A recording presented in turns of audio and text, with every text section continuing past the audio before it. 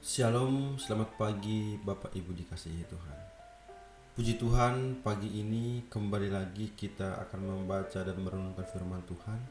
Namun saya mengajak Bapak Ibu, mari kita berdoa terlebih dahulu. Mari kita berdoa. Terima kasih Bapak yang baik. Kami bersyukur ya Tuhan, sepanjang malam hingga pada pagi hari ini kami bisa bangun tidur dengan sehat. Itu semua karena berkat kasih-Mu. Dan pada pagi hari ini kami akan membaca dan merenungkan firman-Mu. Ya Tuhan, bukalah hati dan pikiran kami, supaya firman yang kami baca, kami renungkan, kami dapat mengaplikasikannya di dalam kehidupan kami hari lepas hari. Di dalam nama-Mu Tuhan, kami sambut firman-Mu penuh dengan ucapan syukur. Haleluya. Amin. Baik Bapak Ibu, tema yang kita akan renungkan bersama pada pagi hari ini yaitu bukan perkataan tetapi perbuatan. Matius pasal 21 ayat 28 sampai dengan 32. Tetapi apakah pendapatmu tentang ini? Seorang mempunyai 2 anak laki-laki. Ia pergi kepada anak yang sulung dan berkata, "Anakku, pergi dan bekerjalah hari ini dalam kebun anggur." Jawab anak itu, "Baik Bapak." Tetapi ia tidak pergi. Lalu orang itu pergi kepada anak yang kedua dan berkata demikian juga. Dan anak itu menjawab, "Aku tidak mau." Tetapi kemudian ia menyesal, lalu pergi juga. Siapakah di antara kedua orang itu yang melakukan kehendak ayahnya?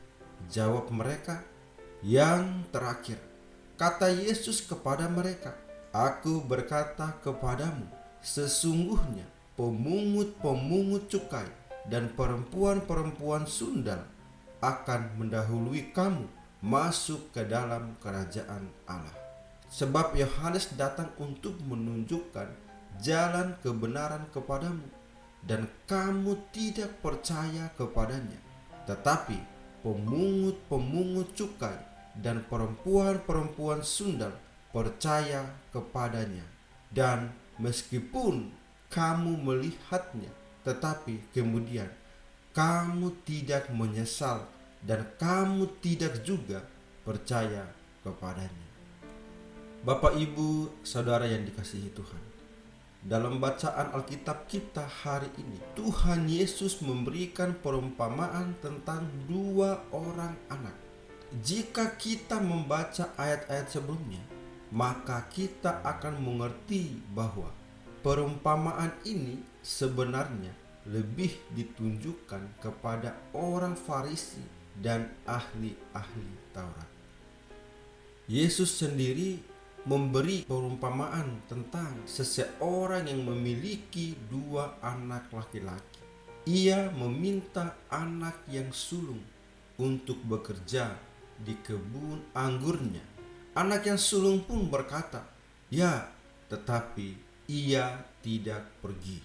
Kemudian orang tersebut pergi kepada anak yang terakhir dan meminta hal yang sama. Anak yang terakhir berkata, "Tidak," tetapi kemudian ia menyesal dan akhirnya pergi juga bekerja ke kebun anggur. Saya rasa jika Tuhan Yesus menanyakan hal yang sama kepada kita, siapakah di antara kedua orang itu yang melakukan kehendak ayahnya, kita pun akan menjawab sama dengan jawaban orang Farisi dan ahli-ahli Taurat, yaitu anak terakhir.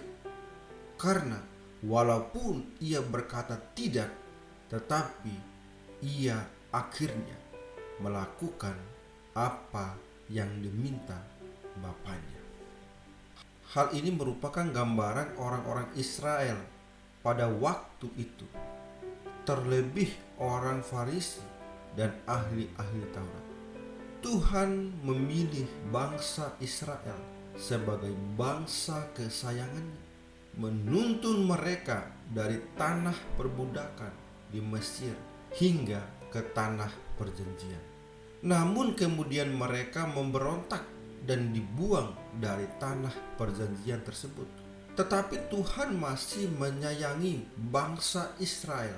Tuhan mengembalikan mereka ke tanah perjanjian, bahkan menjadikan bangsa Israel sebagai bangsa di mana Mesias akan diutus. Namun walaupun Tuhan Yesus turun ke dunia ini kepada bangsa Israel, mereka justru tidak percaya kepadanya. Setelah dibaptis oleh Yohanes dan kemudian dicobai oleh iblis di padang gurun, selanjutnya Tuhan Yesus pertama kali menyampaikan firman Tuhan di dalam rumah-rumah ibadat. Bahkan ketika masih berumur 12 tahun, Yesus sudah berdiskusi dan bertanya jawab dengan para imam di bait suci di Yerusalem. Oleh karena itu, Yesus awalnya memang menyampaikan kabar baik lebih dulu kepada para imam, orang Farisi dan ahli-ahli Taurat, karena merekalah sebenarnya yang lebih mengerti tentang kitab suci. Tetapi di satu sisi mereka tidak mau mendengarkan ajaran Yesus. Justru para pemungut cukai, perempuan sundal, dan orang berdosa lainnya lah yang mau mendengarkan ajaran Yesus. Oleh karena itu, Tuhan Yesus berkata bahwa sesungguhnya pemungut-pemungut cukai dan perempuan-perempuan sundal akan mendahului kamu masuk ke dalam kerajaan Allah, karena merekalah yang lebih dahulu percaya kepada Tuhan, walaupun Tuhan telah mengutus nabi-nabinya. Terakhir adalah Nabi Yohanes Pembaptis kepada orang Farisi dan ahli Taurat. Tetapi justru para pemungut cukai dan perempuan sundallah yang percaya kepadanya. Walaupun orang Farisi dan ahli-ahli Taurat melihat, namun mereka tidak percaya. Mereka pun tidak menyesal atas dosa-dosa mereka. Berbeda dengan pemungut cukai dan perempuan sundal yang menyesal atas dosa-dosa mereka dan bertobat dari segala dosa mereka. Jika kita tarik perumpamaan tersebut ke konteks masa kini, Tuhan tidak butuh orang-orang yang hanya berkata, "Ya Tuhan," tetapi tidak mau melangkah. Seringkali Tuhan memanggil orang-orang percaya untuk melakukan sesuatu bagi Tuhan.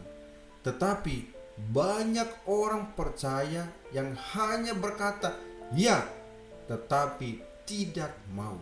Di sisi lain juga banyak orang percaya yang jelas-jelas menolak panggilan penuh dengan pertimbangan, semisal, "Tuhan, kalau aku jadi hamba Tuhan full timer, nanti anak-anakku makan apa?" Atau, "Tuhan, aku masih belum pintar main musik, nanti saja kalau aku sudah pintar baru aku melayani di gereja deh." Tuhan butuh tindakan nyata dari kita semua. Jangan sampai kita yang sudah lama menjadi orang percaya di gereja, bahkan mungkin sudah berjemaat di gereja kita sejak kita kecil, justru kalah oleh orang-orang yang baru bertobat, yang menyala-nyala untuk melayani Tuhan dan tidak pernah menolak apa yang Tuhan ingin mereka lakukan. Marilah kita introspeksi diri kita masing-masing. Sudahkah kita menjadi pelaku firman? Dan sudahkah kita berlomba-lomba untuk melayani Tuhan dengan sebaik-baiknya? Marilah kita mengintrospeksi diri kita dengan baik. Amin. Mari kita berdoa. Terima kasih Bapa yang baik. Kami bersyukur ya Tuhan, pada hari ini kami kembali diingatkan oleh kebenaran firman, supaya hidup kami tetap bergantung sepenuhnya kepada firman-Mu. Bukan hanya kami mendengar, tetapi kami aplikasikan dan kami melakukan itu di dalam kehidupan kami hari lepas hari. Terima kasih ya Tuhan untuk kebenaran firman. Sebentar lagi kami akan melanjutkan setiap kegiatan aktivitas kami. Tuntunlah kami, pimpinlah kami setiap langkah-langkah kami. Apapun yang kami lakukan, apapun kami kerjakan, biarlah semuanya itu hanya untuk kemuliaan bagi nama-Mu saja. Terima kasih Bapa yang baik. Kami serahkan kehidupan kami sepanjang hari ini ke dalam tangan Tuhan. Hanya di dalam nama-Mu Tuhan kami berdoa dan kami bersyukur. Haleluya. Amin.